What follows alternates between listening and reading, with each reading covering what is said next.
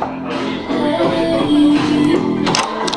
I need a lock key to open that. Welcome to the making of album Parallel Universe Part 1, where I will be taking you into my world so that you can get a hint as to what went down.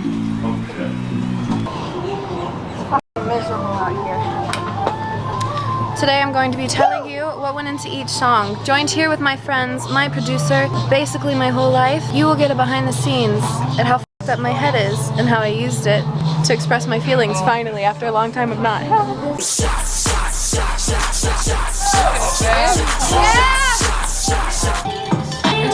Drink number 1. Yes? No. Yeah! Everybody at the Mandy's gonna love it! Alaina, when you first went into the process of making this...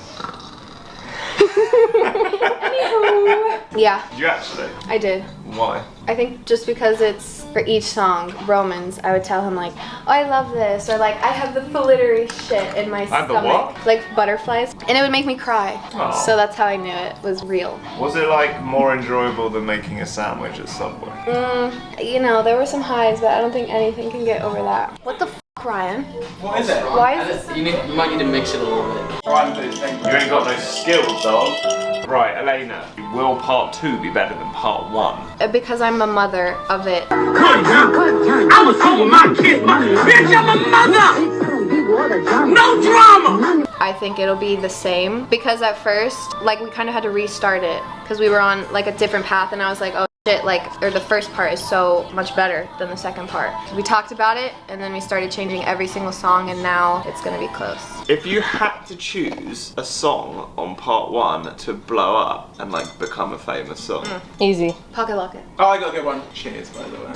Which song did you think when we started it, I'm just going to give him 20 minutes, let him get it out of his system, and then you were like, oh my god. It might have been Pocket Locket. Just because in the beginning when we started it, we hadn't found something. To me, I wasn't like, oh shit, like this is bad bitch and amazing. And then whenever we started that, it was like a synth. It was the sound in the beginning, so I was like, oh, we'll like see what happens. And then It's like a Back to You interlude vibe. yeah, part 1 of Parallel Universe. So I think that this whole album is like my dream self when I was younger. Like this album, that's my ideal self.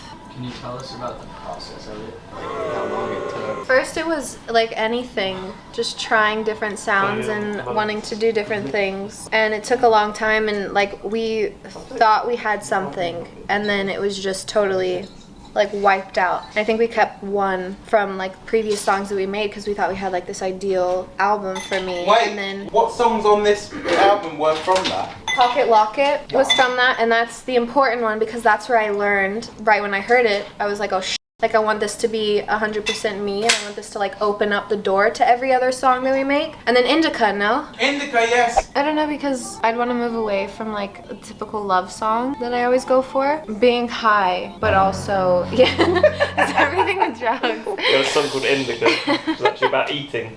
It's tobacco and marijuana.